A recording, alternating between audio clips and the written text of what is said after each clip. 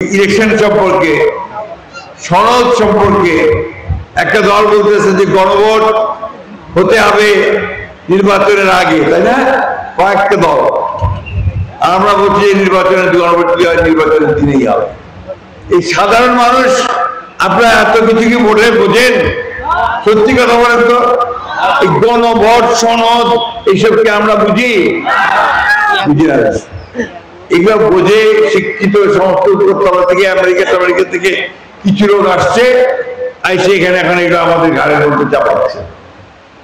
আমরা মাইনে নিচ্ছি বিএনপি যে যতগুলো পরিবর্তন করতে চায়, সংস্কার করতে চায়, সেটা আমরা রাজি আছি।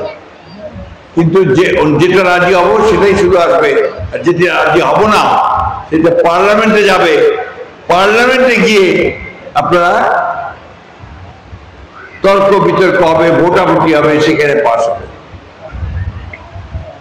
যে আজকে যত সংকট দেখতেছেন এগুলো তৈরি করা, এগুলো নাটক। মূল ঘটনা হচ্ছে দেখতে সমস্ত মানুষ এরা অত কিছু বোঝে না, ওরা শুধু ভোটটা দিতে চায়। আমার ভোট আমি দেবো, যাকে খুশি তাকে দেবো, তাই না?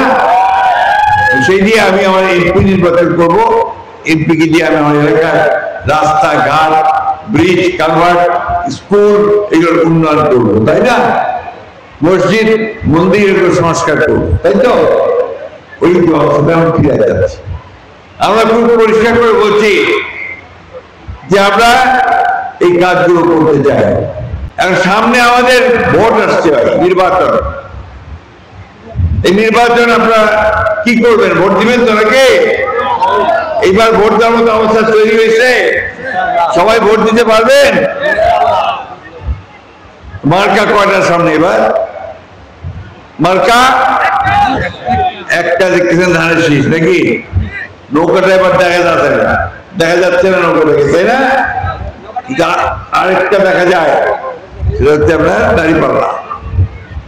দাঁড়িপাল্লা আপনারা চিনেন, দেখেনও নি অনেকে, তাই না? দাঁড়িপাল্লাও এখানে ইলেকশন করতেছে। তো সুতরাং আপনাদের এই নির্বাচনে আপনাদেরকে ধানের শীষ আর দাঁড়িপাল্লার মধ্যে বেছে নিতে হবে, তাই তো ভাই নাকি?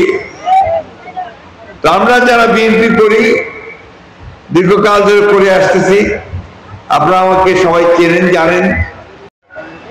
আমি আপনাদের মানুষ। আমার বয়স এখন অনেক হয়ে গেছে, 78 বছর বয়স।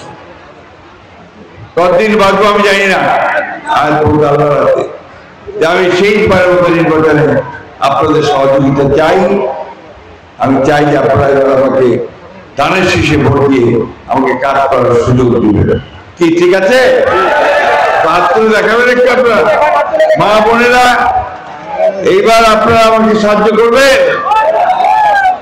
ভোট দিবেন কিসে? জোরে বলতে হবে মা বোনেরা, ভোট দিবেন কিসে? আমার মার্কেটটা ধানের শীষ।